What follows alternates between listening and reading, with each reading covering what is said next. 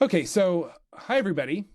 I'm Jordan Fink. I'm the director of Build Soil, and I've been the director for about 6 years. And a lot of you have been Patreon subscribers. Some of you are on our Discord, which you can find about on our website. And as our project transitions from being a Twitter project and being a project that's mostly here in Portland on the ground and on Twitter, we've been looking for alternatives. And the goal of the project has always been interactive community demonstrations that are also teaching people about ecology, teaching people skills for community organizing, and generally having a proactive stance on how we deal with things. So we are in the middle of a couple steps in a pipeline of changing the project a little bit. And a lot of you have been really generous donors for a long time supporting the project and been very patient with us on making sure that we're supported just while most of the work has been tweeting, communicating, helping small community organizations get set up for community gardens, and planting and handing out 18,000 chestnut trees, which we're just wrapping up right now this spring. But what we're moving now to is this podcast. And here's how I'm thinking about it. We're going to be doing live streams. This is currently not a live stream because we're getting our tech ready. But we're going to be doing live streams on our Discord and having an opportunity for people in the Discord to ask questions, to interact, and to witness and participate in a live show. That recording, that raw recording, will be given to you all, the Patreon donors, so that you have access to the full conversation, the goof ups, us restarting sometimes, the way that we say things sometimes on the fly that doesn't polish well for a podcast. So you'll get the raw version of that. Then we edit that down, and there'll be a Build Soil podcast, which we're calling Mutual Coordinates, the Build Soil Hour for now. And just for fun, mutual coordinates, a lot of ideas about what that term means, but the idea of coordinating together, learning together. And it also comes, it's a line that Bjork has used in her music, and I'm a fan of her perspective stuff. So then we have been invited by a radio station, KBOO, KBOO, which is the country's longest running community radio station, to publish a version of our podcast as a radio show, giving us access to their equipment, giving us access to their expertise and their opinions and their perspective. So there'll be an edited version submitted to them, potentially on a monthly basis. I'll do a once a month show with them for now. And if this feels fun, we'll do more. And that show will be FCC compliant, which means that it will not be asking for funds for our project.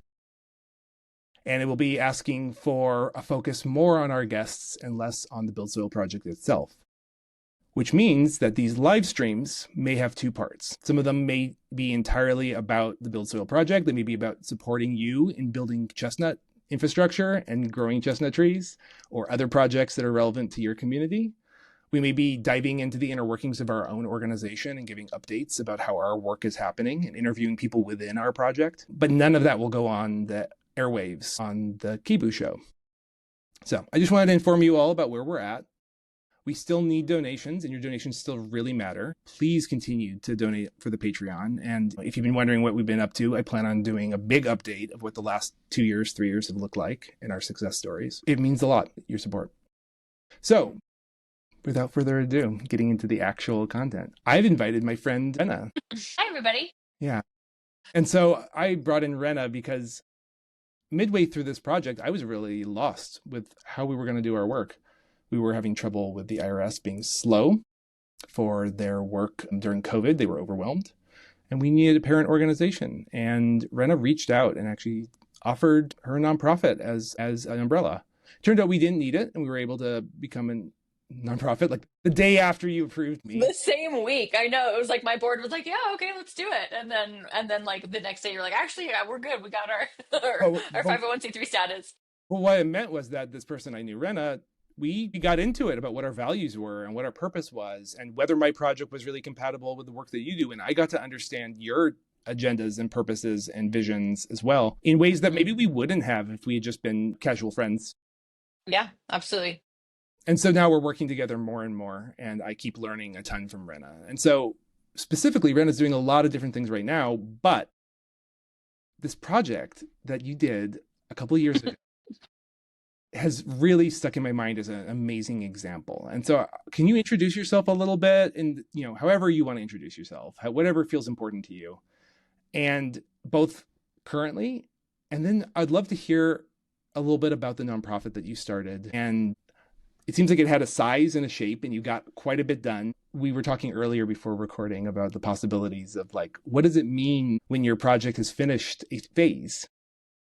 And really owning the successes and thinking about that. But specifically, this is of concern to our listeners because you dealt with issues of fire, post fire and climate change response, community organizing around responding to, the limits of how much support we're getting from government and from larger supposed resources. So anything you'd love to share? Thank you so much, Wrenna, for coming. Yeah, absolutely. It's a pleasure to be here. Yeah, so my name is Wrenna Keller, and I originally kind of grew up in Southern Oregon. So that's kind of how I now live in Arizona, but at the time that I met you, Jordan, I lived in Southern Oregon. And so when the fire came through Southern Oregon, just after the pandemic started, the Almeda fire, it really it was interesting timing because the pandemic, as I said, had just started and then the fire came through, and so it felt very like apocalyptic. Everybody was wearing masks. We couldn't really coordinate, like just the very effort of like trying to get people in a place to help other people was a challenge, and people were scared. It was all really new. We were like, wait, I want to help you, but I can't touch you. I can't, and it was kind of getting, it was like right on the tail end of autumn. So starting to get cold and we needed indoor spaces and we were all scared of each other. And it was like, I get goosebumps thinking about it. It was rough. It was rough. But during that time, in that first week after the fire came through, actually first few days after the fire came through, my new partner at the time, he owned a handyman business. And so we utilized his big workshop that had a big open door and open space and everything like that as a meeting place for that first initial, we want to help our friends and neighbors, everybody come rally. And it was so fresh. I think we had like nearly 300 in attendance at the shop. And we like got a volunteer sign up list. Everybody got there on bikes. Like it was really cool to be in this, like, I mean, it was all smoky. It was weird, but it was cool that everybody showed up and we were like, we want to help. How do we help? And so there was this like very first initial response of, okay, what do people whose homes have been burned need? And there was a bike brigade that kind of took care of that. And I wasn't as involved in that. But as time went on and we started to kind of get, this is so much more than an introduction, as we started to get requests from people who were like, okay, I need this, or someone who said, I know someone who needs, we started to kind of really identify what we were able to provide and what people needed from us. And that was things like partially damaged or like half burned mobile homes, because this fire, the Almeda fire, went through a lot of mobile home parks. And while it decimated most that it touched, there was a few houses here and there that were like partially burned but needed a lot of repair. And so for people like that who lived like on the front line of, fire and were surrounded by ash, we provided air filtration. We provided heat because their insulation had been compromised. In some cases, we tore out the melted insulation under the homes and went and re-insulated the floors of some of the mobile homes. And we partnered with local glass and window providers who were able to go install new windows that had been shattered or were damaged and stuff like that. There was a multitude of things. It was just like, it was different for every home, but there were things like that like insurance companies either weren't helping with or weren't going to help with fast enough, or people didn't have insurance, or it was like really old people who were just having a hard time managing the system. And they were like, I need help and I don't know how to get help. And someone was like, hey, I got a really old neighbor and they need help. Can you help? And it was like, especially for that first month and a half, we really kind of said yes to everybody who asked. And then after a while, as funds became like, we needed to delineate like, well, are you going to get help from a larger organization or do you really need this? It started to become like a little bit more of an application process, but not even really. We were like, do you need this? Do you have help from other places? No. Okay, we'll help you. Um, but anyway, so yeah, so there was like partially damaged homes. There were people whose homes were burned and actually did have the resources to relocate, but only had the money to relocate to some place that was like really in a state of disrepair and needed a lot of repairs. And again, that wasn't being covered by insurance and they just lost everything. And they were like, I have a new home, but it's like covered in mold and I don't know what to do. Mm. And I have no resources. And so we like went in and did mold remediation for homes that people were moving into. We went into homes that had such bad smoke exposure that like everything was covered in black and we just cleaned walls. We did I mean, it was so varied. And then there were people who were living in mobile homes. Like, there was a large percentage of our time and resources after that initial wave went towards, actually, I've always been really hesitant to talk about this part of it, but it went towards You're comfortable. un Yeah. But the large, thank you. A large part of it went towards undocumented workers whose homes were burned and were not going to get support from FEMA. And in fact, were trying to hide from FEMA because they were undocumented. They could not get support anywhere else. They hardly spoke English. And there was this one woman who spoke Spanish and like met all these families that needed help and didn't have any way to receive help, and connected them with us as well as other resources to help them have something to work with. A lot of RVs and mobile homes were donated to these people, and they needed repairs, or they were leaky, or their pipes froze, or the stairs were Wow. crappy. And so we had like old people trying to get into an old thing.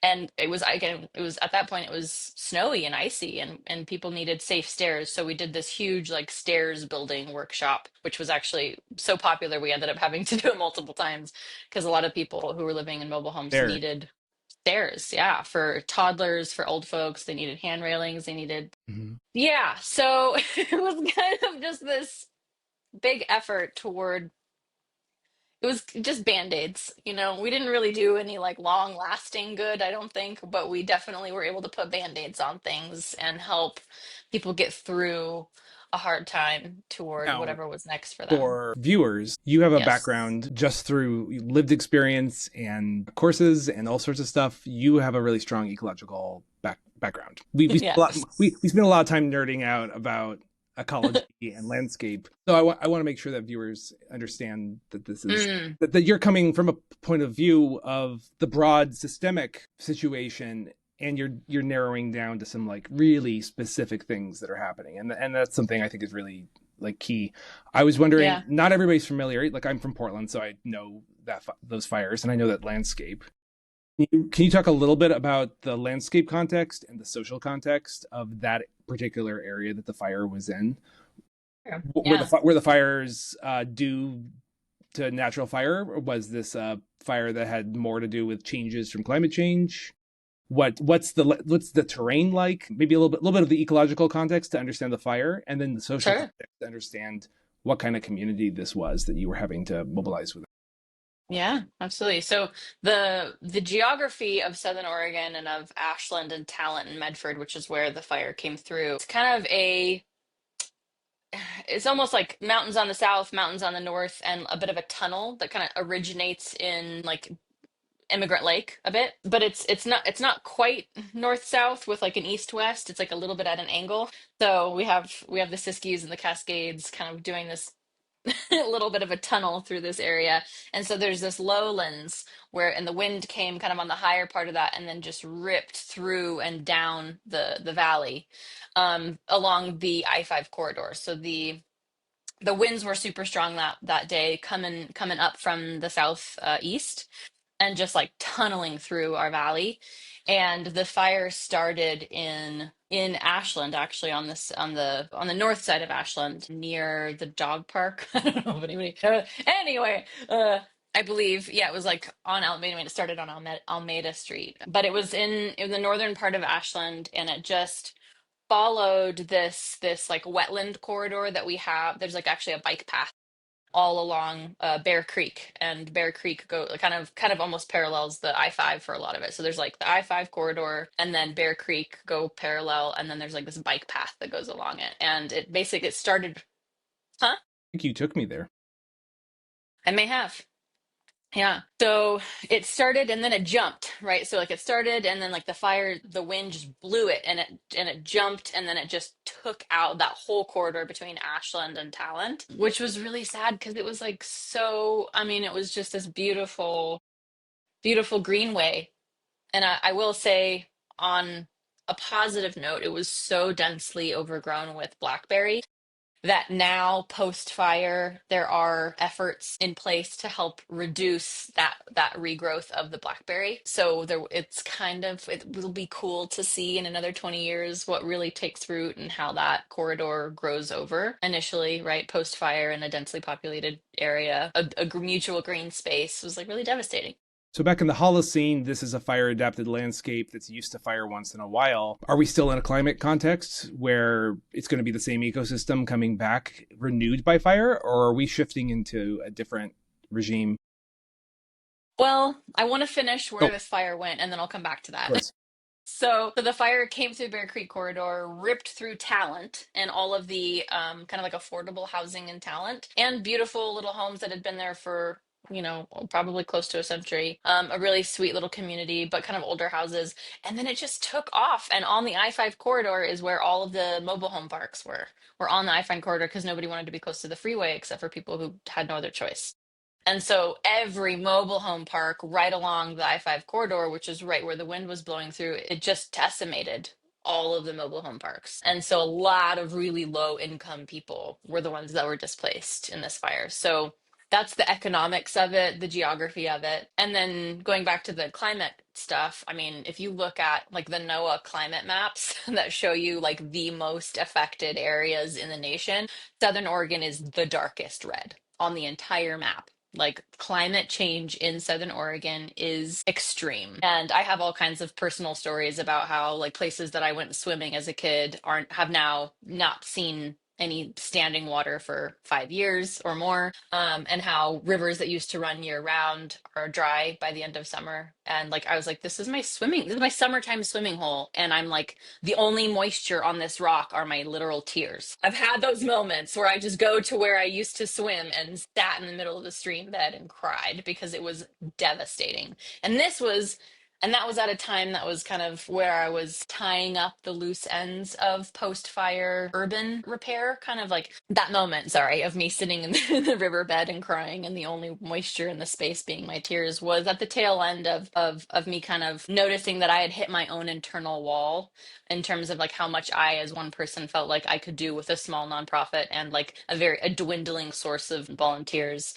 And I mean, such is the nature of things, and it was just smoky. It was still like the fires were raging, and it was so drought crazy. And we had just, survived this global pandemic and a wildfire in Southern Oregon. Would just felt like a hellhole there for like a year and a half, 2 years. It was just like devastating. The water table's receding, like it's nuts. I mean, a lot of the farmers in Southern Oregon, the agricultural cornerstone of Southern Oregon, have all decided to move because the water is just not, it's not being appropriately managed. And we'll say that. So Yeah, Southern Oregon as a whole, when I've looked at climate maps here in Portland, we're going to look a lot like Sacramento, which is very dry, yeah. very fire prone landscape. But when I look at Southern Oregon, I see extremely low, extremely, Nevada, Arizona type ecosystems being the And future. the thing is, like, it's not too late to change that. Like, the crazy thing is that, like, that is where we're going. If we continue to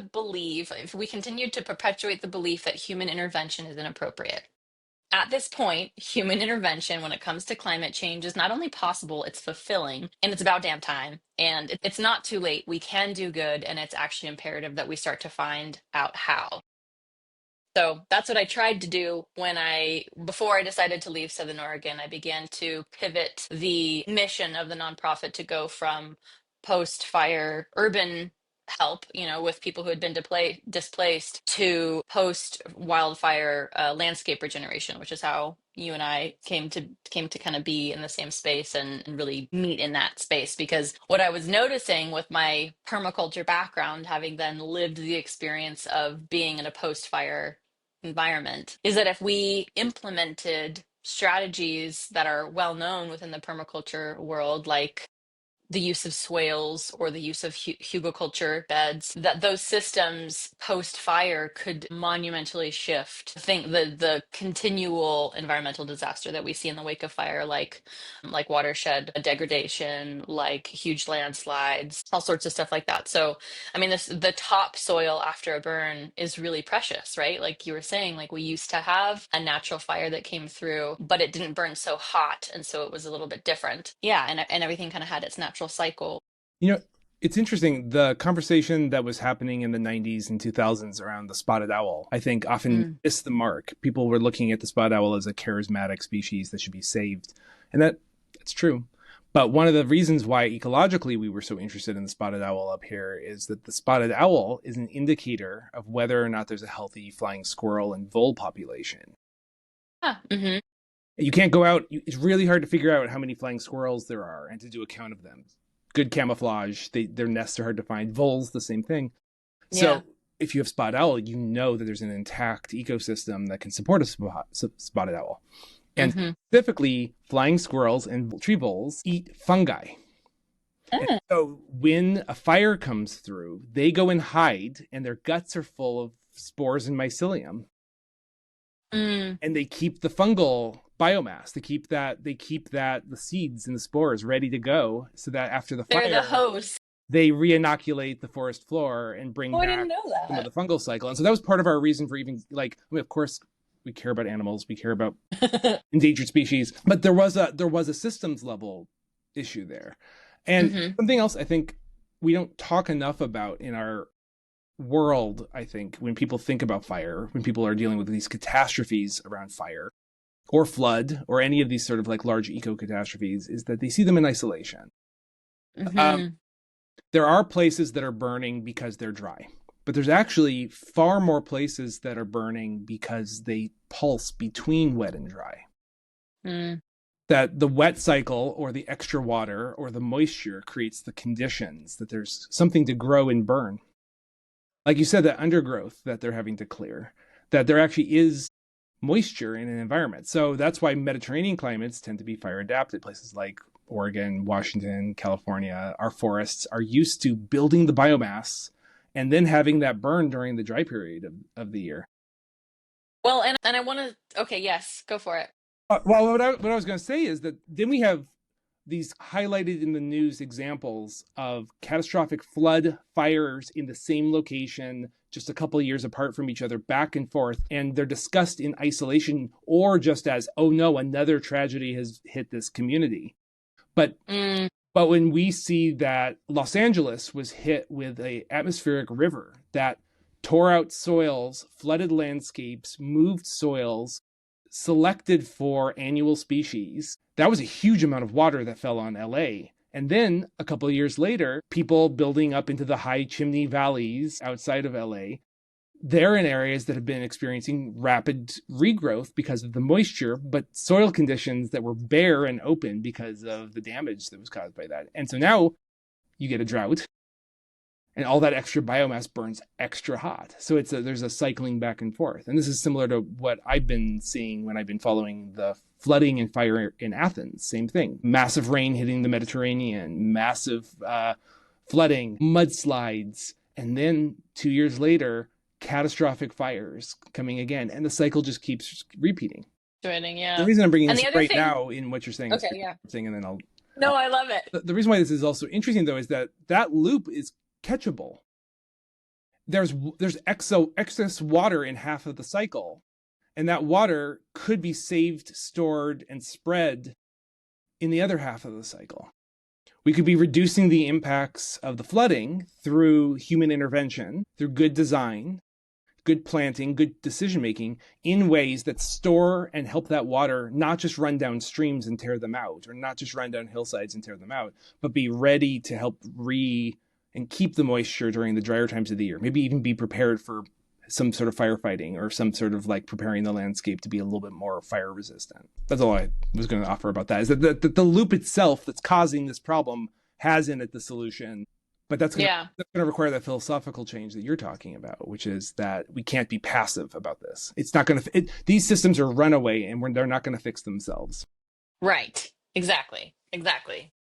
enter scene humans that know what the fuck. Sorry. Enter scene humans that understand how to manage That can go on the post podcast, just not the radio. that understand how to manage these things and aren't looking at it as an isolated incident. The thing that I kept interrupting you and wanting to interject there was the effects of logging. Right? So like all of Oregon and like Northern California, I mean these areas where we're seeing like these devastating fires just blow through in conjunction with high winds, low moisture, all of that, are areas that were logged and were irresponsibly replanted. And so, especially like up in Northern California, like around Shasta and from Shasta toward the coast, when you drive those forest roads and you go look at the forest there, it's tiny little pines packed next to each other and a bunch of madrone. And, I mean, like, yes, it's in patches because that's how logging goes. But a lot of what is burning is post logging because there hasn't, after logging happened and trees were replanted, there wasn't a responsible stewardship of those lands. And so if thinning had gone through, if thinning had had a place at the table, or controlled burns had had a place at the table, there would be much larger, there would be way more variation in size, and there would be a much healthier and manageable understory that could be burned without decimating the whole, you know, That's right. quarter half of the state. And from a paleobotany perspective, we know that all of these ecosystems, even including the Siskiyous, including Southern Oregon or Northern Oregon, where I am, these ecosystems came into being and moved into their locations after human beings had arrived. Hmm. People have been here longer in one form or another. People were here as the glaciers were receding and new salmon were colonizing and coming into rivers that hadn't seen a salmon for a. So this relationship of people to landscapes, there's a cultural burning is not something that was just brought in. It's something that actually co-arose with the ecosystems from the start that were Mm. and the role of people. And of course, sometimes then we want to look at how indigenous people have done it and try to emulate it. Personally, I take the position that we should be giving the resources and backing and supporting knowledge holders of that fire management because they're still doing it. They're still doing a decent job on their own lands, and they're still able to manage and communicate how to do that. But that idea that like we've repurposed our forests for something that really is like, how do I put this? This is probably going to get edited out. There's something I want to say here about how catastrophes in general, like fires, like floods, but fire is a good one, they happen at the scale of the biomass, right? So if you're logging in huge tracts, if you're doing these gigantic interventions and you're not creating a patchwork, then as the cycle goes through and you enter into the fire cycle, the fire is going to be at that scale too. Hmm. Well, if you're doing mixed logging, if you're doing more complex polycultural kind of approaches or co-management approaches where many different interests are having a conversation about how landscapes are managed, then your interventions are more pinpointed, they're more diverse, and the kinds of catastrophes that emerge can't get a foothold and blow up to the scales of the amount of human damage, the amount of economic damage that you're talking about. Do you have an example of that being true in the United States? But what in specific? Like, do you have an example of a landscape that has been well maintained by a variety of interests where, Do you mean is anyone doing it? yeah, That's a good question of whether anyone is currently doing it. There have who's doing this? Where is this happening? the closest places I would say are the dialogues that had to happen with salmon restoration. Hmm. Yeah, and the That's an dams. interesting one, especially because of these salmon going on the endangered species list. Us beginning to really understand their ecological role, that they are in the Pacific Northwest is not, we're a young landscape and we need phosphorus and we need nitrogen. And there's these organisms that go out to the ocean and get fat and bring back a ton of protein and then get distributed by bears and eagles and people. And we can actually count tree rings and see the size of the tree rings in Oregon match the size of the salmon runs.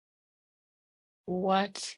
so that I love we've that. been able to correlate and look at past salmon run history through tree ring size comparisons. You can see how much nitrogen is being brought back and phosphorus is being brought back into the system by salmon. Wow, that's amazing. I had no So, idea. so they're very important for the ecology. There's also a business interest. People all over the world love their sushi and they want their salmon, and they're also culturally important to Native people, and Native people hunt and fish and have the right and access to a lot of that. In order to do salmon right, there's this evolution that had to happen. There was money coming from the EPA, so there actually were Hmm. boards that got set up to start fixing rivers so that they would be able to handle salmon again. And they made a lot of mistakes as they went. So first they had to create teams. Those teams had to include hydraulic engineers and project managers and ecologists and fisheries biologists and people who understood construction and people who understood the coordination with local communities and people who were interfacing with governments. And some of these river systems crossed government boundaries. They crossed counties, they crossed countries, they international, intertribal, all of these sort of coordinations had to happen because in order to create salmon habitat, you have to get everybody on board. And in miniature, there's some examples of this. The Mattole River in Southern Oregon had a situation where they were not getting federal funds for their salmon, and their salmon were basically being written off.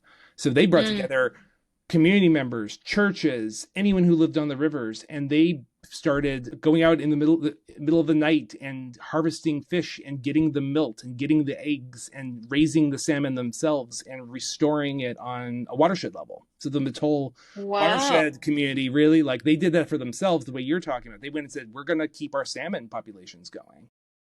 And that has to happen on a bigger level. But the first wave of rivers that were designed and constructed for salmon were kind of lousy for salmon. Mm. They were they knew that they needed to slow things down and make habitats, so they didn't want rivers to move too much, so they tried to create like little oxbows, and then they put rocks on them to stop them from moving, and that doesn't really work for salmon. So they started realizing they needed wood, so they just started sticking giant trees into the sides of the rivers just to try to create like the kinds of, like, you know, We're so funny. but they Yeah, kept we're such a learning funny and they species. kept Yeah. learning. And you talk to people who have an engineering background, never thought about ecology, who have been in this business now for 30 years, and they're like, they understand how beaver dams are constructed. They understand how to lay a pile of wood together so that Mm. it will actually have these sort of like multitudes of effects and create habitat. And there was an Hmm. assessment of this that was done 15 years ago now, where somebody went back and tried to review some of these older rivers. And they were like, we created coho hotels. We just created rivers that were just for coho. And so they didn't support other kinds of species. So they just were like coho habitat, a riffle for coho nests, a spot for coho babies to rear. And it was just like, it's like urbanization for humans, only it was just for coho. Just for coho. And that was one of the reasons why we were seeing these like coho oscillations, where the populations would thrive in this sort of like hyper intense environment, but then the ecosystem would collapse. And that would happen over and over again. So now they're having to think, all right, well, what are the 20, 100, what are the 100 other species that actually are in relationship to coho? And how do we design a system that is actually like respecting the fact that there's human beings living here who have already lived next to these shores? They aren't going to accept their homes being flooded as a natural floodplain. Or the river Mm. has to be stopped, so the energy of the river has to be constructed in a way so that it's dissipated, so that it doesn't migrate the river over time. All of these questions about how do you balance the human and the ecological. So that maybe that's my answer to your question of like, is there a domain where co-management has actually happened, where we have had to learn and improve? It's not perfect, but rivers designed today by those companies and organizations and agencies actually look way more like natural function, and they've learned over time. So I feel a lot of hope in that. Though there's been a huge reduction in the amount of federal funds for EPA money Those projects. for Yeah. projects. So there was a window where they basically like rebuilt all these damaged rivers, and now we're sort of stuck with 1980s engineering philosophy or 1990s engineering philosophy about what a fish might need. Now a lot of them are just And reintroducing there's beavers, and most of them now are consulting for Europe because Europe is trying to do rewilding. And they're hiring a lot of West Coast companies who have already had to kind of go through this process of thinking of like, because they mm, haven't seen a natural river in parts of the British Isles. Right. in memory. So they're Right. having to use rivers from Northern California and Oregon and Washington and other places to sort of reconstruct what does it mean to bring beavers back to Scotland? What does it mean to Wow. think about habitat diversity in Wales? That kind of thing. That's fascinating. Well, the other thing I want to add too about Northern California, I want to know, I don't know where like which rivers all this salmon habitat restoration happened on, but I know that in Northern California, so wherever gold mining took place, there was such intense devastation for in the name of gold mining. They would scour. Oh my gosh, it's devastating. And I don't even know if there is a habitat restoration plan that would address the level of devastation that happened for gold mining. No, you can't. You have to start from scratch. So this is one issue that we've had is that similarly to the gold mining process, which is basically they tried to scour out the beds of rivers to get whatever they could And find. they just pushed all the huge boulders. I mean, you're just it's so ugly. For logging on the in the Coast Range in Northern California and up into Oregon, one of the things they would do is they would dam a river temporarily with a temporary dam, Mm, build a temporary lake, put all of the logs that they were going to log up in the river, and blast out the dam with dynamite. And all of the wood would rush down into the main river down below. And that would erode the streams. And I've talked about this before in other contexts on our YouTube site and stuff like that. And one of the issues there is that once a river can contain more, like most rivers try to form a balance between how much they can contain, and if any more water were held, it would start digging. But healthy rivers have a floodplain, so that if there's any more water, it moves out onto the floodplain and relaxes and dissipates energy. But once you create a river basin that's deeper, it's called incision. Once you hmm incision can be a runaway process. And so we have rivers where and people don't think about this, but the river is the drain of the aquifer of the water that's underground. So as the river drops, the entire landscape's water levels drop. Which is hmm also why if you raise a river bed, you can start raising the water tables even uphill. And Which is what we talked about doing at Immigrant Lake. it's what we were talking about when we first met and talked about that stuff. This idea that you can Because actually have uphill effects through yeah. paying attention to the river system, and that's really important. But the issue with this is that it's already done. This incision has already happened. The water levels have already dropped. The landscapes themselves are in this sort of process of dropping down lower because they don't have the same interactions.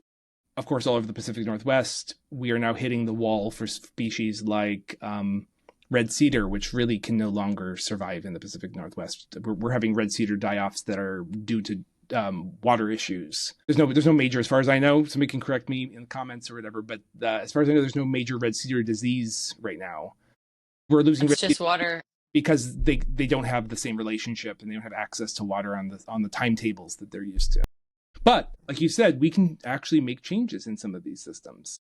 hmm It's pretty cool. And that's what we want to do. I also just want to take a moment to address that we look like twins.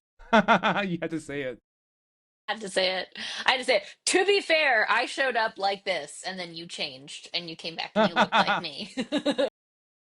Eventually, I know, but Unconsciously, this is just I want to dress this like is my just friend. this is just who we are. We're just two Geminis twinning out over here. If we were in school together, we'd dress alike in school. That I wonder. that vibe. Yeah, Let's step back a little bit and get to yeah. a bigger picture here, which is that you did this amazing work. You interacted with fire, you interacted with people, you looked at some of the crises. Not everybody who is in our sphere and in our circle, not everybody who's on our Discord, not everybody who listens to us works in ecology. They care about plants, they care about that. And one thing they understand from communication is that they understand there's a relationship between nature and culture and our policies and the ways we work together.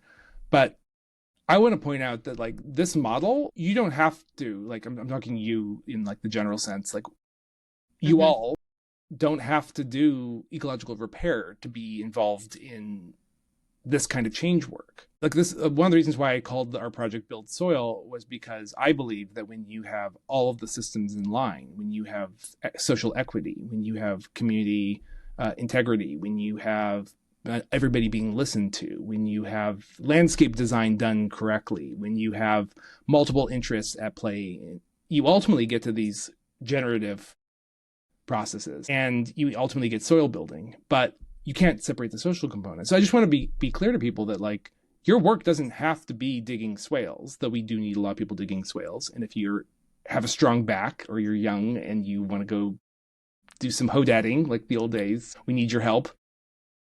But we also need people just learning how to talk to each other. And we need people learning how to work through difference, because I got to imagine that that was not an easy process for you at first, of dealing with so many different kinds of people and so many different types of coordination and volunteers and people in need of help and people with a lot of need of help and people, not knowing what they need. Can you talk a little bit about your feelings, like about what you'd share to younger or older people who are starting to feel like, okay, it's time for me to dig into something and work with people, because we're really isolated online. We do a lot of our organizing in the world by like posting, and here we are doing our podcast thing, but we know that so much work happens face to face. Yeah. And this might sound cheesy, but like I think I We want to need it. say like it, huh? We need cheese, come on. I think honestly, like what I would have to say is like get comfortable being uncomfortable. My if you're at a place, no matter who or where you are, where you want to plug in and you want to help and you don't really know where to start, my number one piece of advice would be to get comfortable being uncomfortable. Like go ask someone what they need. And then get comfortable assessing whether or not you're actually in a place to provide that and whether or not you're the right person to provide that. In my experience with trying to put volunteers in the right places, there were a number of like oversights or mistakes that happened that had to do with like overzealous people really wanting to come in and help fire survivors and not taking into consideration the fact that they were talking to someone who just lost everything. They were just excited to help. And so when you take a for specifically in disaster response, when you take a step toward your community, it's really important that you have a level of awareness around trauma, that you have a level of capacity to hold some tears. I mean, you'll show up to someone's house to paint their railing or install a set of drawers, and they'll just end up crying for 5 hours about everything that they lost and tell you the whole story, and you're just like, whoa, I came here to help and I did not realize that I was actually needed to be a lot more resourced. So I will say, in the wake of natural disaster, make sure that when you go in to help someone, you go in as a team and you consider, what am I actually able to provide, and if I reach a threshold of where I can't provide anymore, who do I have to keep me safe in that Mm-hmm. situation? I want to make sure that I've got my lunch packed, I got my full water bottle, and I've got somebody who's like, we're here to help and we got to leave by 5. And we say we want to help and we have a hard boundary, because it's really easy to overgive and overgive and overgive. And what you'll see in the kind of nonprofit and disaster relief world is that it's like absolutely wrought with burnout. Because when you start to take steps forward in helping and you realize how much there is to do, and it's interesting, there is this transition between not knowing what to do and then seeing everything there is to do and feeling super overwhelmed. Mm-hmm. And when you get to that point where you see everything there is to do and you get really overwhelmed, it's so imperative that before you start to feel bitter, or before you start to feel like upset or frustrated or like, I don't know if I can, that you catch yourself and you nurture yourself, because you can't give from an empty cup. So I would say all that to people wanting to do disaster relief work. And then as far as like the community efforts, like you started this beautiful nonprofit and wanted to plant trees and contribute to the building of soil. I mean, I think there's so many opportunities for things like community gardens and stuff like that, that a lot of people just don't know where to start. They're like, we wish we had a community garden, but we don't know where to start. And I'm actually actively here in Prescott. I just moved to Prescott, Arizona in November of this year. And through posting online and getting on Facebook and being like, hey, I'm new to town, I want to get together, and like getting on meetup groups and meeting people in person and trying to be talkative at cafes, which is freaking uncomfortable and vulnerable. Like I have now just in the last 3 months, like networked with a master gardener who has access to land, who wants to start a community garden, but needs someone to delegate. And I'm like, man, I am so good at delegating, but I don't have that much time to like put my hands in the soil. But I can do a lot if I can tell other people what to do. Yeah. And so if you kind of have an intention and you have a little bit of a vision and you can understand the parts and pieces that need to come together, you can start moving toward that and then find people. Like I've accidentally found a woman with a goat farm who has a bunch of poop to give away. I have found a woman with, there's a composting collective here in town that's doing what they can with all this compost. And you can go to the local farmers market and drop your compost off. And there's this compost facility thing. But they're also like, yeah, we're doing this. We don't really know what we're doing with it yet. We don't know if there's an after effect or if we're just composting to compost or if it's going to have a greater effect. But they just started, right? They didn't say, well, what are we going to do with the compost? They just started a compost thing. And I feel like I don't think I'm giving a very clear I answer, think you're but I giving an just want amazing answer. to, okay. But I would say go Really, network with people and see who can do what. You know, like find somebody who's got a bunch of trees they need cut down, or go, you know, chat with the local arborist and be like, hey, we want to do hugelkultur buds at this community garden. Can you give us some logs, preferably these species, you know, and stuff like that. So it can be really overwhelming, and it can also just be as simple as like plant some chestnuts in your backyard. well, and I think that that's also the thing is like there is a world, and we both have grown up in kind of the permaculture scene of something I noticed very early on before this project, before I like codified it, made it a little bit more official, was people were coming to me often being like, what should I plant? What should I do? Hmm. And, you know, into my 30s, I've had a lot of time, 20 years of being involved in permaculture. And I was thinking back to how when I first got excited about this stuff, and there's a lot of people I know who are now just getting excited about this stuff, the first thing you get excited about is the complexity for a lot of people. The Mm. fact that ecosystems are so complex and you have all these pieces and there's all these like pieces and how they support each other. And I look back 10, 20 years ago, and my explanation to that question, what do I do, would usually be like sending them on a journey of analysis and a journey of like detail. Go find plant lists, go think about this, go learn about your local, you know. And now a lot of my advice is very simple, actually. What I'll tell people, like I had some friends who needed support, a queer Latinx collective in New York that was working on putting their gardens together, doing a lot of good work already. But they were like, is there anything we can do to save time, make this speed up a little bit? And my thought was figure out your paths. If there's a little bit of slope, make sure that the main paths are on contour or are in consideration with water. Now your paths are your swales, or, you know, you're able to hold water. And then mulch. Just get some mulch. Just get wood chips. Just cover it up. Cover up the soil itself.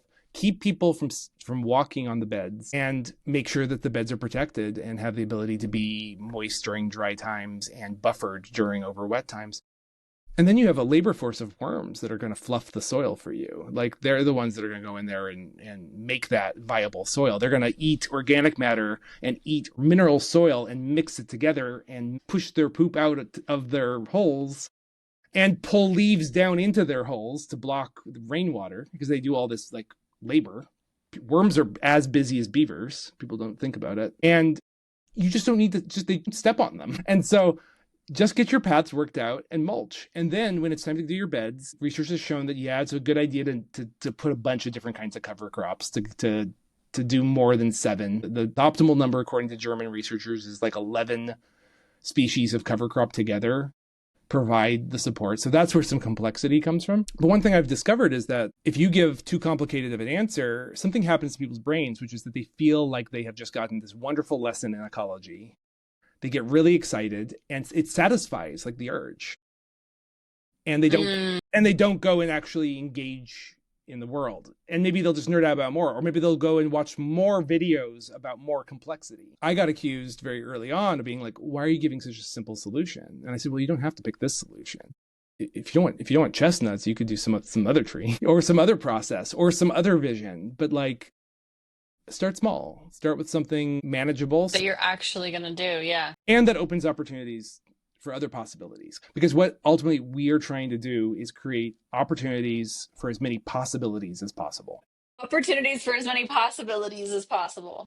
And that's what it is are we opening up options, or are we closing ourselves down to options? Are we getting invested in projects that federal funding disappears and now you're stuck without federal funding and you've got tractors to pay for? Or are you creating a situation where you've done something smaller but it can roll into something larger?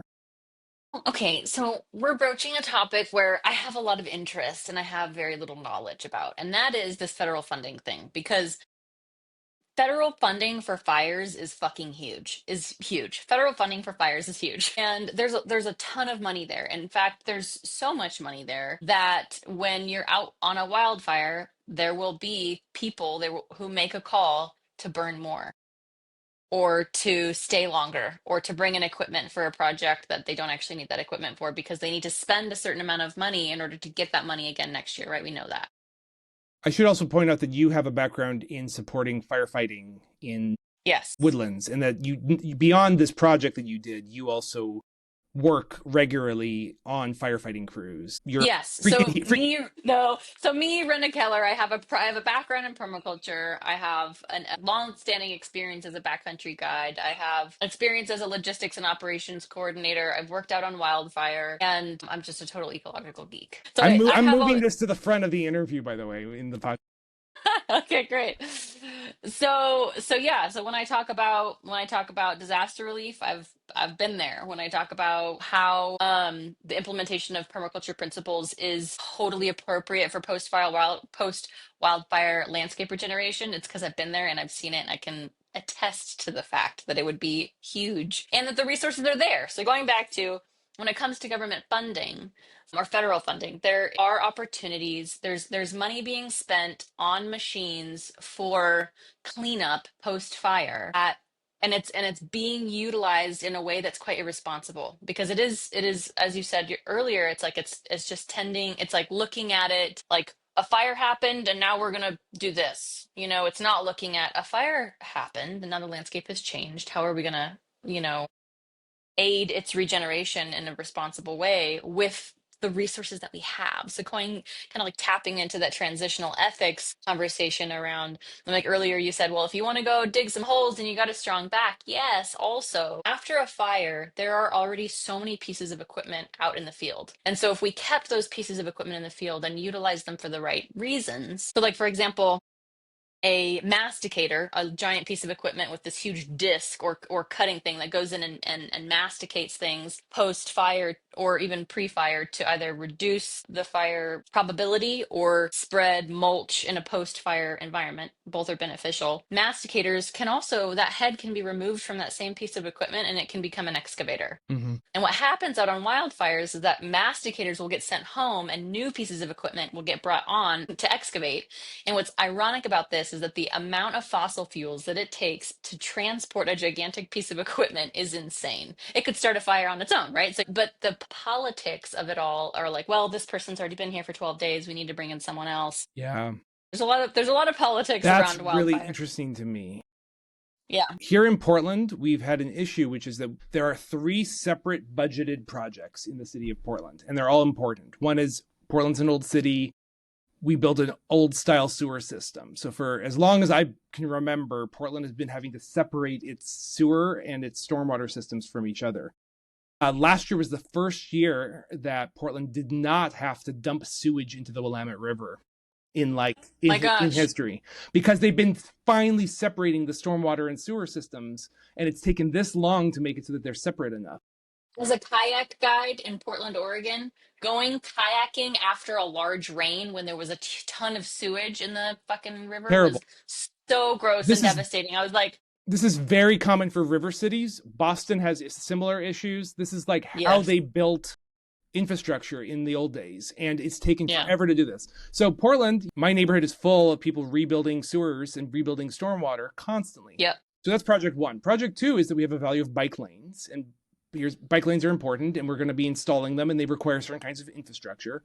Project 3 is that we have this system of stormwater buffers that are above ground bioswales that hold water, and we've gotten them approved, and they take excess stormwater and improve the storage capacity and vegetation so that water either stays or it drains slowly or it's evapotranspirated.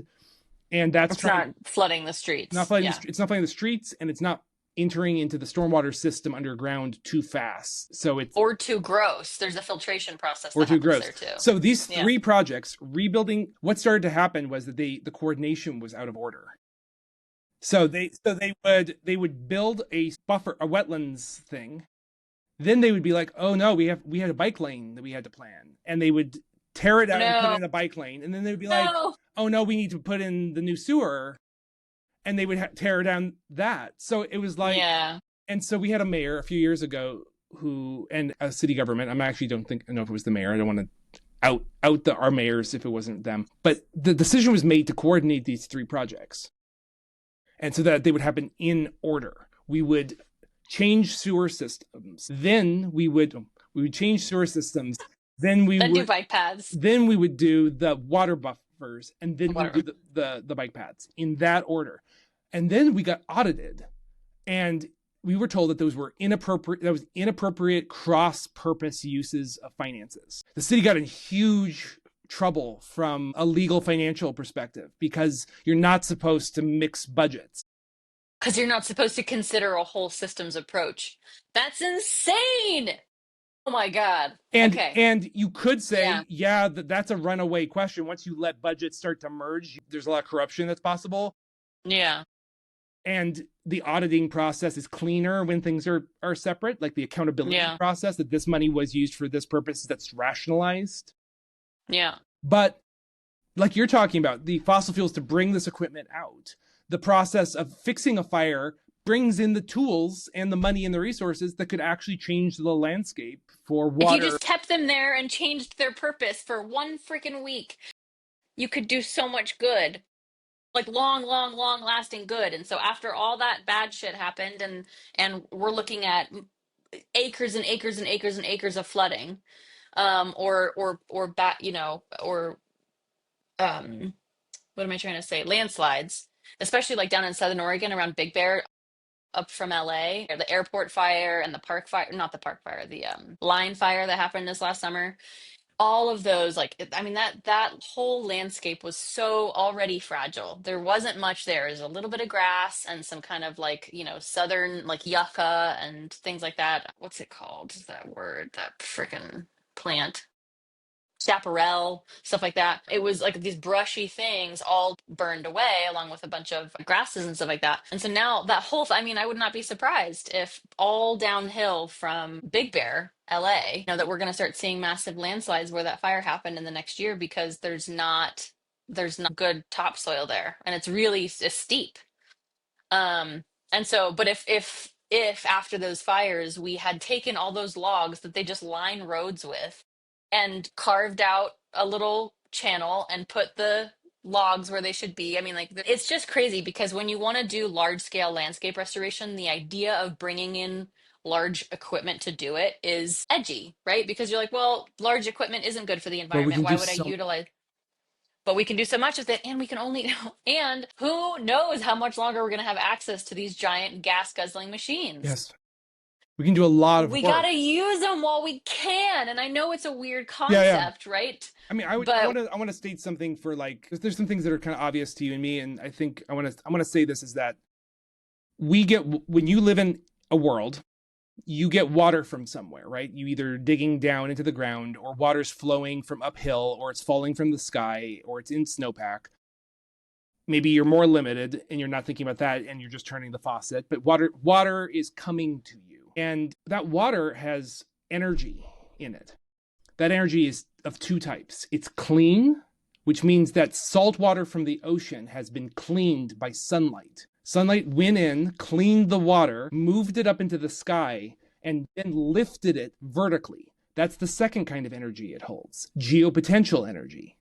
So water contains elevation from the sun, and it contains cleanness, which can do biological work. All of the chemical processes in our body are run by aqueous reactions. The actual cleanness of water runs these biochemical processes. We are fueled by sunlight via water, right? And our water movement on the landscape and the shaping of landscape is an expression of the sunlight moving the water up into high elevation and then the release of that water. So water itself that's clean and that's high in elevation in some form of storage, whether that's in the soil slowly creeping through the landscape, whether it's in high set aquifers, whether it's in lakes and ponds, whether it's in cisterns, whatever it is, catching the water as high as possible and maintaining its cleanness as long as possible are actually some of the largest ways that we can store solar energy. And so I just wanted to like communicate that like when you're talking about oil, which is old plants crushed by geology for millennia, and a lot of that oil, but to get to you, we had to use a lot of that oil to process the oil, to dig the oil.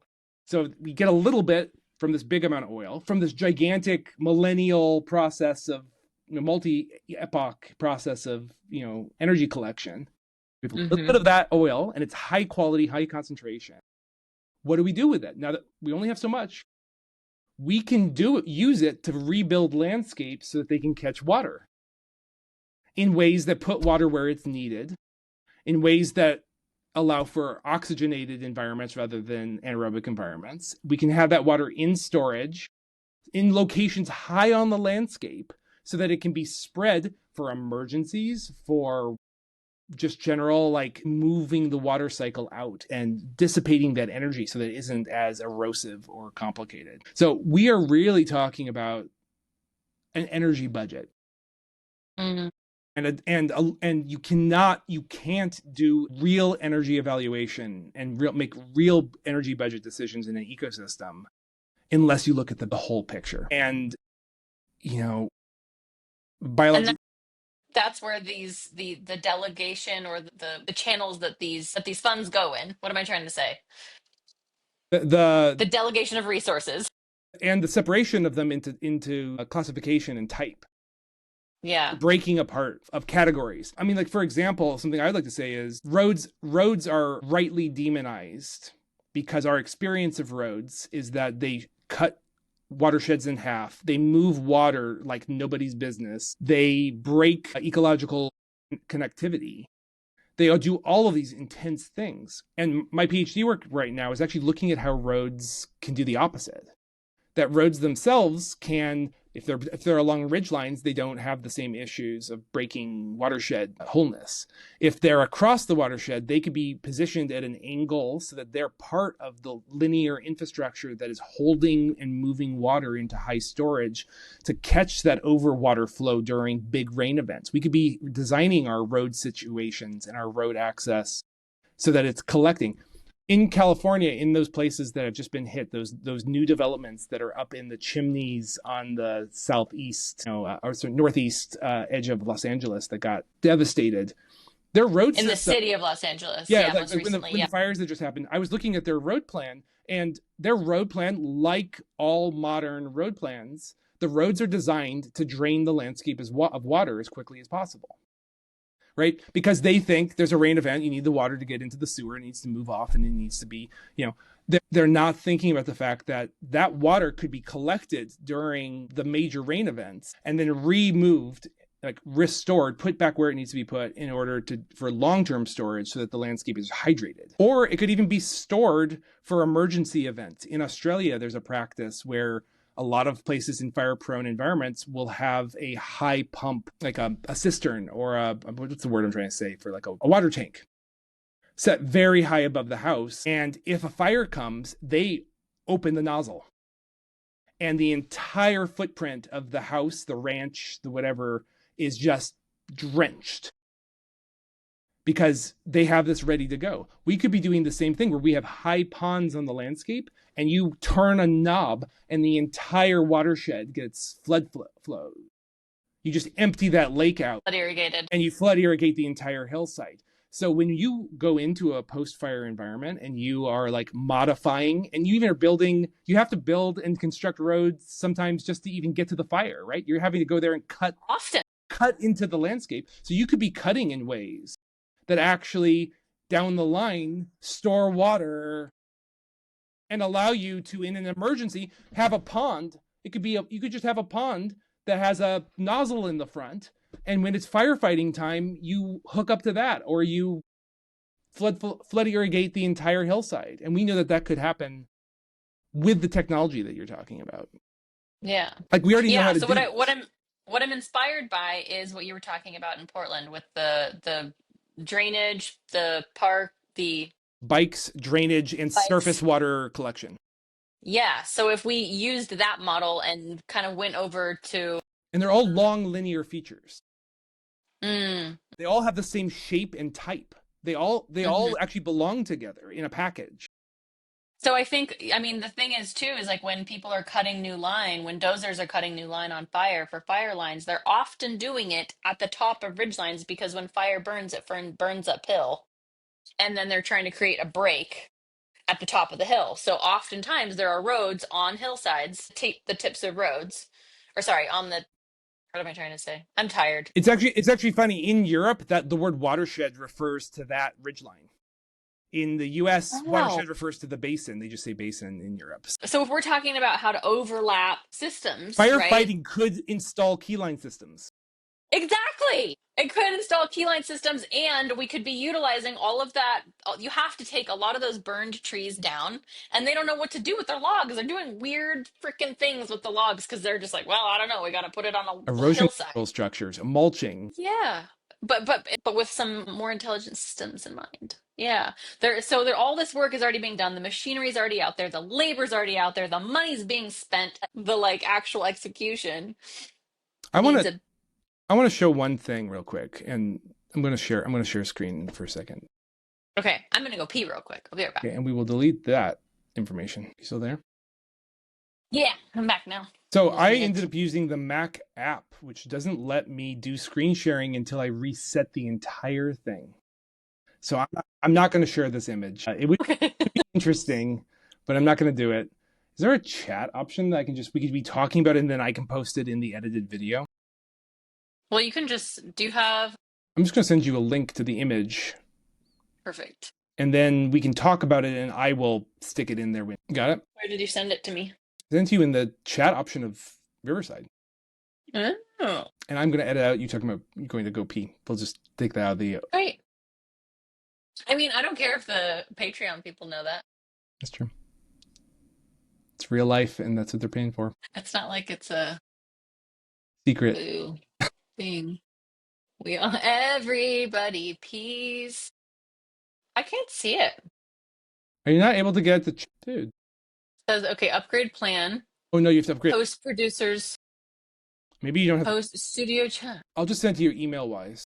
Oh wait, no, it's there. I found it. Okay, Okay. So that's anyway, weird. anyway. Yeah. So, cut. I want to show you this. I want to show you this diagram. This is called the adaptive cycle, and because of the technology, we'll see if I the. can see it and you can see it, but our audience can't see it. Well, they might, and I'll try to edit it in, or make it, or it'll be an attachment that you can look at. Attachment 1A. Perfect. And what this is it's called the adaptive cycle. And this is coming out of, I think, Florida State University. And this is describing a process of how ecosystems pulse over time.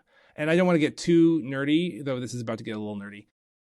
Ecosystems move in connectedness and their potential to do things. And we've often heard in ecology this idea of what's called R decay, the early succession. When a fire has come through, a volcano has come through, Mount St. Helens is blown up, everything's in disarray. But there's these species that just can come in and they know how to blast out seeds and they grow fast and they take over a landscape and they fix nitrogen and they grab every resource they can and they're competitive with each other. But they establish the groundwork that allows for other species. And over time, the system becomes more and more interconnected. And there's opportunities for more and more strategies of connectedness rather than competition. There's all these things that happen. When you get to this K-level ecosystem, you get into something like old growth forests. And we used to kind of imagine that all ecosystems just eventually went there and stayed there. This was sort of the old model of why we, 1980s, 1970s, valuing old growth forests. And we still do value old growth forests. But what it turns out happens is a lightning strike that hits that random patch of trees is just going to burn those few trees. But a lightning strike that hits a patch that's a little larger is going to hit that patch. when the entire ecology is in its heightened overconnectedness, that fire is going to spread through the entire system. And the same thing could be true for something like COVID, where something like COVID could not have happened before the invention of mass international travel. Hmm. Diseases would have stayed within a country. We wouldn't have reached pandemic level. Communities would have, there would have been a few people moving here and there. Maybe the disease would spread slowly from country to country, but you wouldn't have had this like within months, the entire planet Global. is hit by it. And that's because there's a liability that comes with overconnection as well. So this next cycle is the omega, which is the collapse, the crisis that happens in the advanced levels of the overconnected system. And that's when fire dominates and it takes over and it grabs all of that connectivity and it breaks the system's ability to do all the work that it was doing. And it's this release and it's wild and it's unpredictable. And it's really fire, or it's a beetle infestation, or it's a political upheaval, or it's all of these different kinds of changes. And the remaining system after that is really interesting. The fire's already happened.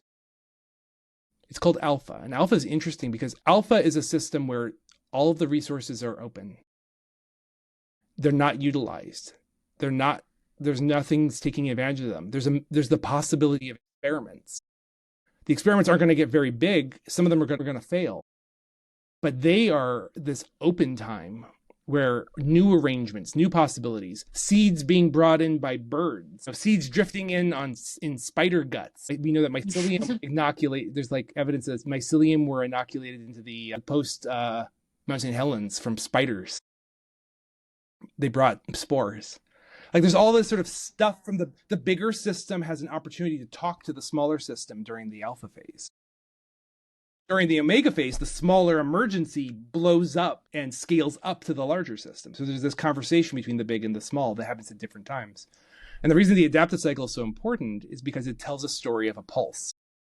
And a pulse that has different scales. There's global pulses that are happening, and there's gigantic pulses of ice ages, and there's smaller pulses of ecological change from humanity, and there's pulses of politics, and pulses of policy, and pulses of your ecology.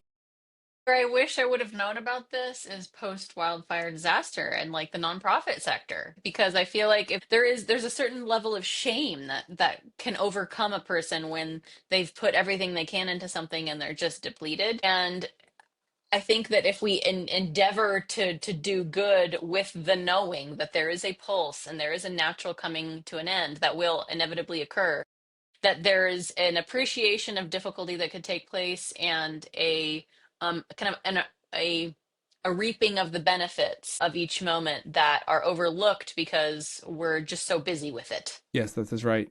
So there's two And peaks of yeah, so resilience. this is socially applicable as well. There's two peaks of I hate this. I need to get that off because that's weird. There's It's not, dude, roll with it, man. It's part of it.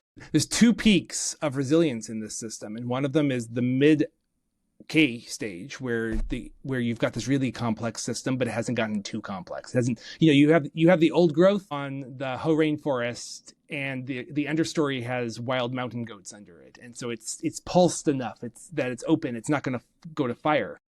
Now it's drying out, and they've removed the goats, and now the Hoh rainforest is burning in the summer. You're having those kinds of changes. The thing about the alpha phase is that it's resilient because there's nothing else that can go wrong. The system's already collapsed. It's running, soil's running down rivers. We need the experiments to be tried. We need the R phase to happen and these species to take over. But there's this weird, like, open possibilities. And Naomi Klein, the writer about political change, who wrote the book The Shock Doctrine, her idea of the shock doctrine was that there's these social, economic, political, cultural changes that are designed to happen to do mass privatization and those kinds of things in the wake of disaster. So after Katrina, they privatized the school districts, and they wrote about that, the people who were like making big decisions. If there's a government coup in Argentina or some other place, the economic policies that get rolled in are able to get rolled in the aftermath of that. So the seeds that you have ready to go are the ones that you need to have them on hand, ready to go for the disaster. When I was working with Native folks in southern Washington on prairie they taught me that when you harvest camas, you harvest when the seeds are ready. So you pull out your camas bulb and you dust the seeds into the hole that you just created. Yeah, kind of when you harvest a mushroom, you tap the spores back into where you picked it from. So this is Yeah. the issue, is that when you weed, you put down your cover crop. I always, whenever I'm gardening or weeding, I usually have like red clover in my pocket. Just throw down something to fill the niche. And so I think that's something to be thought about in terms of what you were talking about not just responding to a crisis by closing it down, but actually understanding that the crisis emerged because of the patterns that preceded it. The response to the crisis is the proceeding of the system that will grow from it. And so there's a cycle of logic that keeps happening. And I'm just marveling at the idea that the response to fire should be designed in a way that is actually helping with ecosystem renewal, because the systems themselves are losing ground on their own ability to renew themselves, like you were saying. Right, yeah, going back to that like that NOAA climate map, right? Like there is such a massive shift in what will do well here in 10 years from what used to grow. Southern Oregon's a great example, but I'm sure Southern California is there as well. And so there is, along with this transitional ethics thing that I talked about in terms of like utilizing giant oil gas guzzling machines to do good while we can, there's also a question of like what is native and Mm-hmm. why and when and where does it matter? I mean, not why, we understand the why, but looking at the world that we're looking at, where can we, from a place of like ultimate planetary integrity and environmental integrity, make the call with our human intervention intention in a good way Yeah. to introduce resilient non-natives that have the potential to benefit a landscape as we move forward into a new world, right? Looking forward 7 generations, as And I forgot who said that. I would even step back and say we actually really have a static view of what is native to begin with. Yeah. Species have been moving since the last ice age consistently. We happen to Hmm. have a pretty narrow window of them because we're human beings and we live in a pretty narrow time. But you can see Yeah. the pollen records in Europe and see that ever in the last 10,000 years, the forests have been moving south. Hmm. Sorry, Fascinating. south? Hmm. No, they've been moving north. The forest moved I was north. like, that's interesting. No, That is sorry. counterintuitive. The Okay. forest and ecosystems moved north following the recession, the Moisture. Yeah. glaciers, and the changes. And the same thing happened here. And you happen to lived in this place, the Siskiyous, which was a refuge for a lot of species biodiversity. The Pacific Northwest is actually very low in species biodiversity. We don't have a lot of plant species compared to most of the rest of North America, but there's this like weird little bubble of high biodiversity in the Siskiyous, and part of that's because it was able to like hold them in the mountains, these species that normally were moving. Ecologically, we would have had giant sequoias here in Portland if it wasn't for the fact that they got trapped behind the Sierra Nevada. They're totally capable of Mm. living all the way up into Vancouver, BC.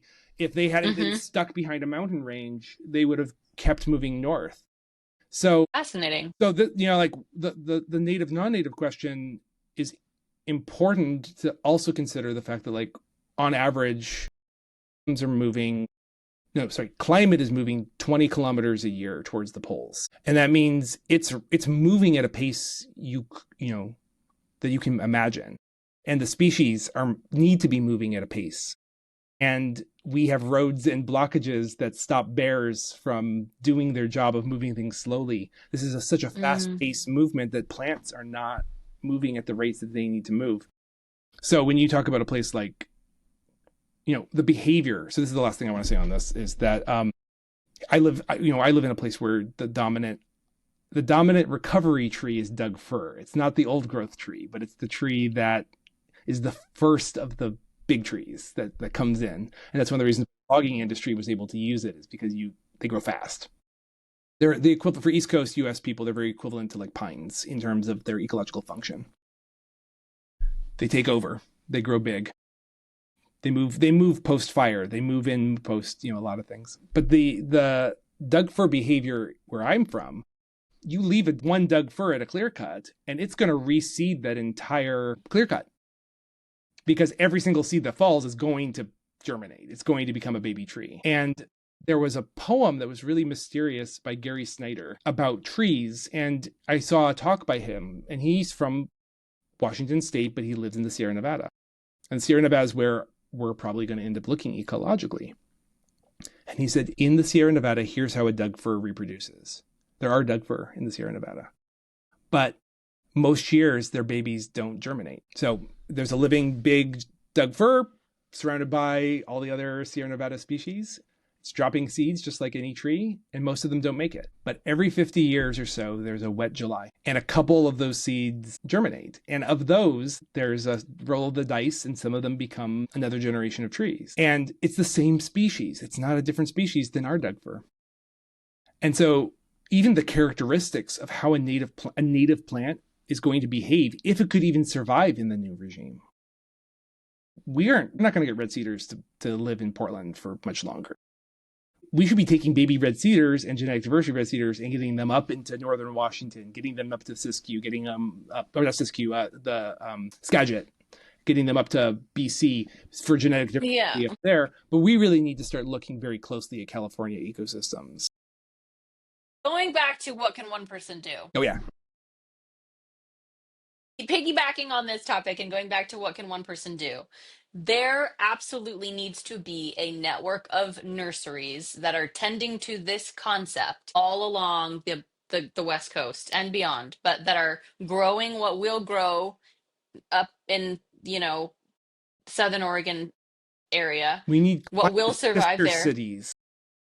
Yes, we need biodiverse sister cities that have a network of nurseries that are growing what will do well now, where it's doing well now, and then we make sure, okay, cool. So this round of trees in 20 years is bound for this piece of land, and so on and so forth, so that we're cultivating resilience, in a very manicured way, but we're doing it. I don't know how to describe this, but yeah, what can one person do? You can grow in your bioregion what will do well 200 miles north of you in 5 years and tend to it and then make sure that it gets there. And the opposite. We need people who love native species, because I grew up loving native species. I feel that I want them to survive. I want them to get out. Mm-hmm. I want the species to get out. Oh, I love that. North. Yeah. Get where they can be, because they need to find homes. I have a pet project for the nonprofit that we'll see if this ever happens. If somebody else does this, I would be so thrilled. And what it is for the last 10 years or so, a lot of parks have discovered that if they collect bear scat and spread it in their nurseries, they get high germination rates of a lot of native plants. Bears are important. Bears spread a lot of fruits. They will spread Himalayan blackberries, but they also spread native blackberries. They also spread things that we wouldn't have thought of. They spread devil's club, for example. They eat the fruit and spread it. They're the dominant spreader of devil's club in the state of Alaska. I believe it. Bears. Yeah. So bears go out there and they're selecting and they're collecting seed and they're scatting. And so they've discovered their scats already are prepped and are ready to go, and they get huge germination rates. So this is true of other species too. A lot of animal scats are part of the natural system of selection. Well, they're already... And it can... Sorry. I was going to say, there already are efforts of people training dogs for wildlife biologists to help them find scat. Oh, wow. So we could train dogs to go out on wildfires, to go out into walks and find scat for diverse species, to move that scat north to its climate future location, because the bears can't, because the squirrels can't do it, because we could be wow. There could be a network of people moving bear scat. I love that. And maybe it's the same people who have the nurseries. And maybe so there's an exchange. But I also know people who totally would just absolutely train their dog to be scat searching dogs and moving them north. But that idea of the continuity of relationship. And so I think we need a concept that's beyond native, that talks about climate continuity and that we don't even have there's a word in my mind for something that describes the relationship that I have with Sacramento, being from Portland, that describes the time movement, chronologically native species, or temporally native. And Yeah. the relationship that I have now as somebody who's been really trying to learn California species, because that's our future. It's different. I'm not from there. I have to ask people questions from that place. I don't have the knowledge of that. But there's a rather than just rejecting, like people feel an emotional tie to that idea of nativity. There's something else, which is the underground railroadness of it. Hmm. The I the love that. Yeah. we talk about refugia in ecology, the places that baby species or that seeds go, or that that to wait out an ice age or a hot summer or whatever. And we have a issue right now of humanity being climate refugees, and the blocking that's happening to stop climate refugees among the human community. But we need to create refuge for species to move towards the poles. Hmm. That's really important. Mm. So anybody out there who wants to do small projects, start looking south. Or if you're in the southern hemisphere, start looking north. Yeah, there's a lot of things you could do.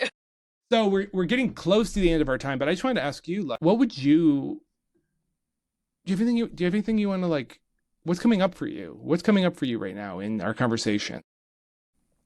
What do you make of all this, where we've gone today? Well, what I make of all this is just the reiteration of the knowledge that you're my people. I'm like, Jordan gets it. I've never met anybody who understands the concepts that I don't have language for. Because it's interesting. We kind of have this polarized, not, we have very different approaches to this same thing, right? Like, I feel like you're a highly educated, you read this book, you know about this thing, you understand this concept from a highly educated level. And I have the experience of it through like just lived experience. And so Here's the while secret. I can be Most what? of the things that I've read that I refer to, I read probably during a 4-year period during high school. That's crazy. I just digested the ecology section at my local library That's amazing. as a high school student, and like that has yeah, sure, I can read a paper now, I can pick it up other stuff, but like the vast majority of my education was self-education during that like age,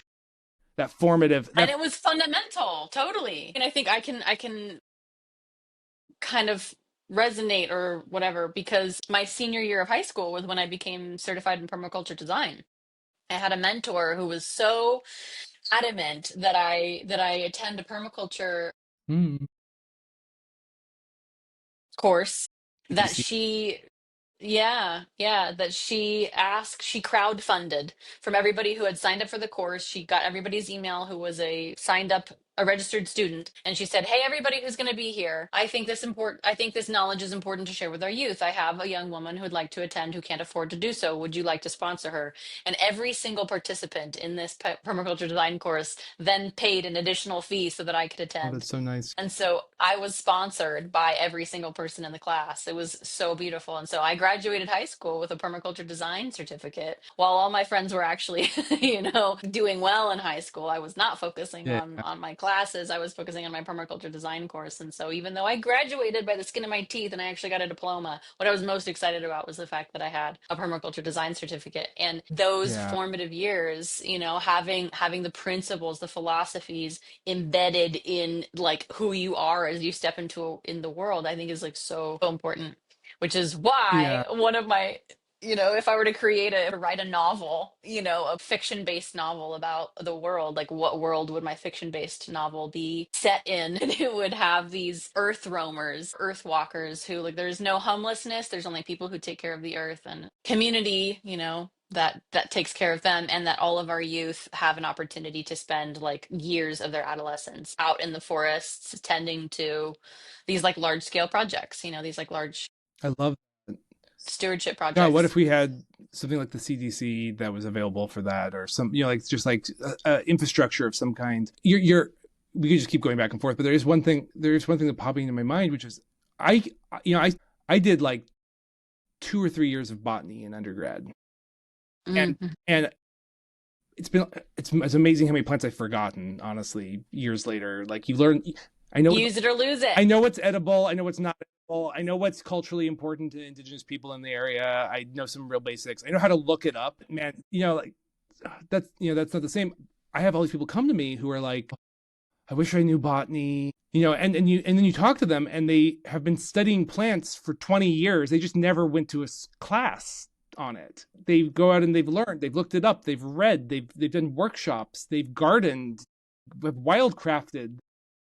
And I'm like, what do you think happens in a botany class? Like a botany class is they make you do homework, which is they make you memorize like 200 species and then you forget it right after the test. And they make you look at a microscope at plant parts, and then you forget half that after the test. Like all that formal education does in terms of botany is give you the time to do the thing that these people are doing anyway. And so I'm like, man, you have more actual dirt time learning plants than I do. By far. By far, because you're obsessed, because you're interested, because you love them, you don't need to feel guilty about not having had a formal education in this. Don't trust AI written botany books on Amazon that are being published. There's a lot of garbage out there. So do find people Mm-hmm. that are local and have knowledge, and find mentors and learn how to fact check, learn how to identify bad information. But Mm-hmm. I just want to put out there that like everything we're talking about is learnable. It's and it's not necessarily well taught on the high academic level. A lot of people go to school. I'm in school right now for environmental science. People go to school and it's not where they learn it.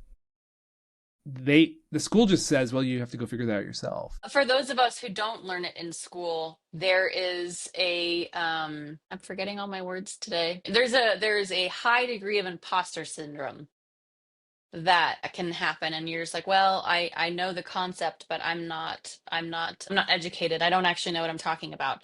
And that's how I've lived my life, and no one that I've ever interacted with has ever actually conceptually grasped the ideas that I've presented to you in conversations with you. You do, and then you put scientific terminology to them, and you back it with, oh yeah, that's a thing, there was this research and this and this and this, and I don't have all that, but I have, like, this would work, and I know that this would, and I've done this and I've done but I don't always have the vernacular or the scientific studies to back what I know to be true. And I love that by interacting with you. And I want to encourage anybody out there to, like, chat with Jordan if you have a desire to be validated in your enthusiasm and ideas, and also challenged, because you'll say, well, yeah, sure, that might work, but what I know to be true in this study was that they did this, but if you did that study but with this, maybe you'd have a different outcome. And so I love having, I often refer to you whenever I talk to other people about you. I refer to you as a walking encyclopedia. But not really. So like I want to say one thing is hearing you talk about this, I'm realizing actually the driving force for me in all of that is a love of history. Hmm.